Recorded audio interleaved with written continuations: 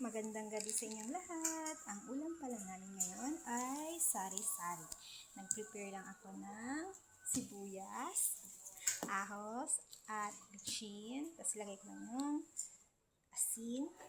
Tapos ihalo ko dito ay dried fish. Ipukpuk lang natin ang ahos. Ipukpuk!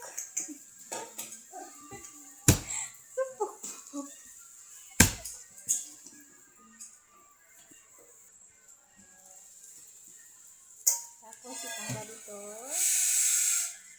Ganito yung ginagawa ko. Tapos i-slice ko pa yan siya. I-slice ko.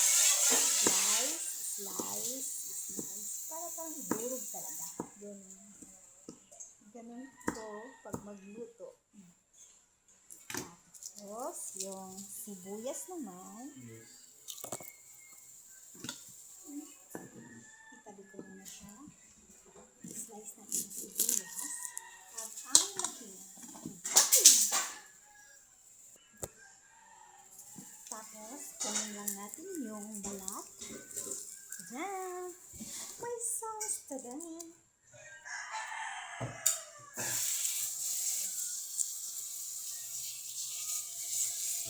Tapos, i-slice-slice lang natin. O, diba? May sound. Parang talaga akong vlogger. Kasi may sound. Kasi hindi ako marunong mag-voice over. Kaya, paminsan, pag nag-movie ako, wala na. Walang edit-edit. Kaya, intindihin nyo na lang. Okay? Tapos, nag-slice. Tapos, ilagay na natin ang butane. O, diba?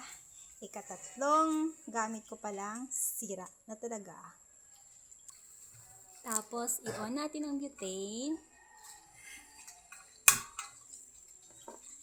Tapos, oil. Iinit lang natin. Tapos, pag mainit na, lagyan natin ng ahos. Mainit na talaga siya.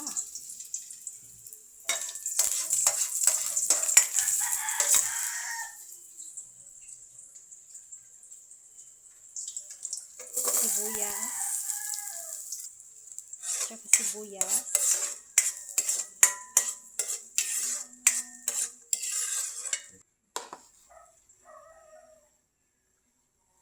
Tapos, i-mix-mix lang natin. Mekos-mekos. Mekos-mekos. Tapos, pag medyo luto na yung mga ingredients, ilagay na natin yung kalabasa. Tapos, i-mix lang po natin. O, di ba masarap to, okra? Tapos, i-mix-mix lang po natin. Simpleng luto lang po ito.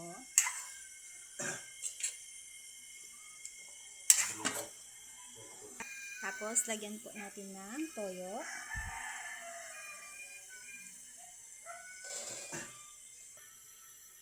Tapos, asin.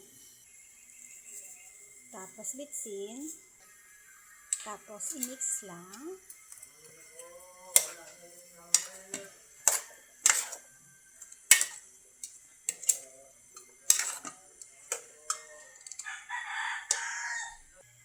Pagkatapos po natin i-mix, lagyan po natin ng tubig.